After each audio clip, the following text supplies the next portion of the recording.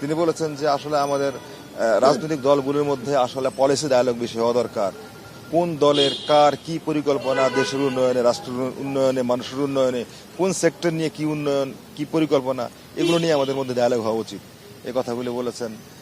তিনি বলেছেন আমরা যদি শুধুমাত্র একে অপরের বিরোধিতা করি, একটি সংগঠন আরেকটা সংগঠনের বিরোধিতা করি, তাহলে হয়তো আমরা হাততালি পাবো, মানুষ খুশি হবে, কিন্তু এতে সাধারণ মানুষের কোনো লাভ হবে না।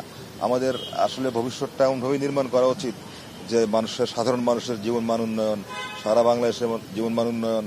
4.5 কোটি তরুণ ভোটার আছে, সারা বাংলাদেশে 12 কোটি মানুষ আছে, 20 কোটি মানুষ আছে। এই মানুষগুলি কিভাবে আরো সুন্দরভাবে জীবন যাপন করতে পারে, নিশ্চিত নিরাপদ ভূমিতে বসবাস করতে পারে, কিভাবে করা যায়, উনি মনে করেন এই কাজগুলি আমাদের এখন করার সময় এসেছে।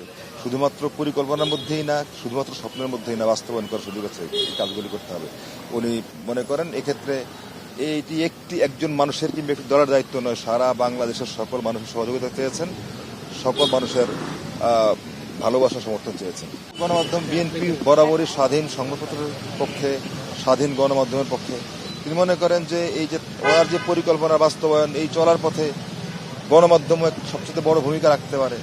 তো একটি দায়িত্বশীল সরকার, একটি জবাবদিহিমূলক রাষ্ট্র সরকার গঠনের জন্য একটা দায়িত্বশীল স্বাধীন গণমাধ্যম অত্যন্ত জরুরি। এর পক্ষে বিএনপি আগেও কথা বলেছে, এখনও এর পক্ষে আছে, ভবিষ্যতেও থাকবে।